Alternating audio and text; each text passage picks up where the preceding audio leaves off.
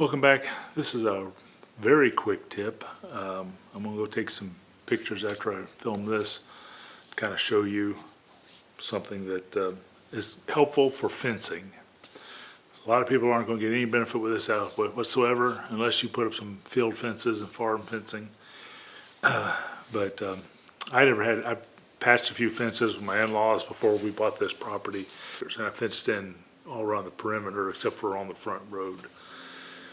And did part of it with the farmer next door, and then the rest of it was just me and some help from my in-laws, and they're farmers. And then my father-in-law, who's farmed all his life, and he always said, going through a field, use field fencing, which if you've seen field fencing, typical fence you see around cattle and that, where it's got the big squares, you know, and then actually they get a little smaller as they get lower, and they get bigger as they get higher. It's just field fencing, you can get them in different heights. And he said, you know, if you're doing it across the field, of course, use field fencing. But his philosophy was, once you got up into rough country and through woods and hills and all that, he said use barbed wire. And the reason for the barbed wire, you have to use some kind of a stretcher and a come along. This is an inexpensive one I got. They make some real fancy ones. This is an expensive one. I've had this one for years now.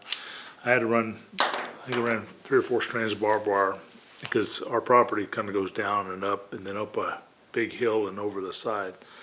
It's actually the foot of a larger hill, but that we own.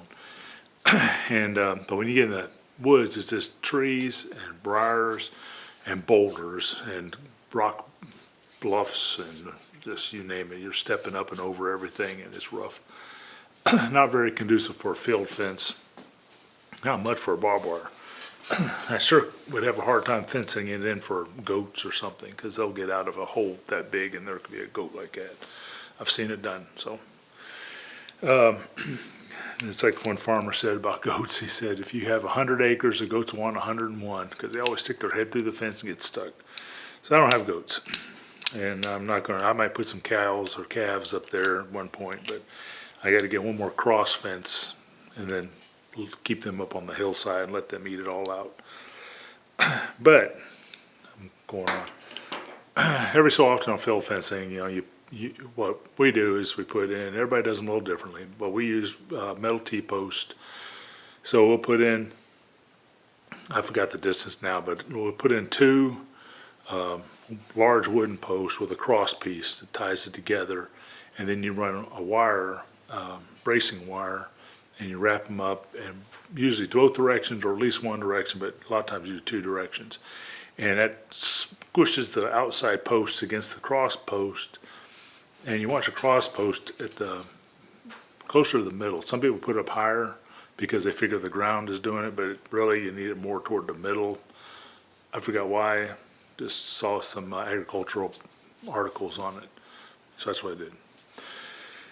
And but the cross bracing, you just make a big loop and a big loop, and you take the little horseshoe shaped nails, they're fencing. They're for fencing, and they call them the staples, but I'm trying to describe them better. But you take the staples and you put them in, and I usually leave them just a little bit loose. I put them in just so they can still slip a little, and I put them in so that your cross wires will stay the same. And I'll show you all this at the end. And then you just wrap them together, and they're kind of loose. And now you want tension on them. So most farmers, what they'll do is they'll cut them around here, because we got a lot of cedars, and cedars, the red of cedar will last 100 times longer than the white of a cedar. White of the cedar will rot. And so you want the red part of the cedar logs. If you use white cedar logs, if you cut them into them, it's all white with a little red core. All that white will rot off in like a few years. But the red will be there for years and years and years. Anyway, they'll cut off a red strip so long, and then they put that in, and then they just twist. And you got to twist it to where it's wanting to spring back so that it'll spring back and it'll hit and it'll come down on that cross piece and stop it. So you tilt it up, you twist, and then you bring it down and let it stop. So it's kind of like that, you know, you twist and twist and twist, and it gets tighter and tighter, and you got your crossbar like it's my arm, and then when you let go, you twist it down, you let go, and it hits against that, and now it's tight. And then you take the other one, go in the other direction, you put one in it, you twist, twist, twist, so it comes back, hits, makes it tight. I actually learned this from a farmer, and we tried it just because when we were building our house and doing some other work, we had metal conduit left over, just chunks of it that were like so long. It was perfect. Where they were cutting off pieces when they were putting this kind of stuff in the basement. In our basement, run electrical. But it's fairly, I mean, it lasts a long time. I mean, it really, you know, I don't know what, it's galvanized. I guess it's galvanized.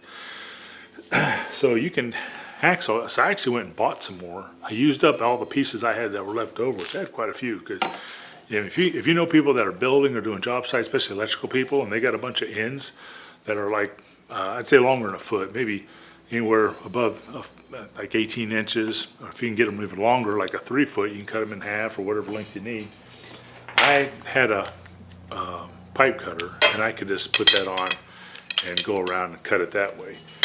But you can, you know, this stuff's thin. You can easily hacksaw it, use a cutoff saw, whatever you want to do. And then just put that in there, twist them, and it'll last longer than the cedar. So there's your fencing tip for the day. And here's kind of what it looks like. Talk to you later. Have a blessed day. Bye-bye now. I said that one thing wrong about putting it halfway. You're supposed to put it 2/3 up. I forgot. This is the brace that goes across. This is actually a corner piece. It goes over. And since it's a corner, I only did it from down here up to there, because the other side's got it from down there up to the other side over there. And but some people put them both ways on the corner. But with this one, I was thinking pretty much both sides would be squeezing in on that center big post. And so this is bracing wire, and you put the staple in here, and then just twist them, and it's a little loose.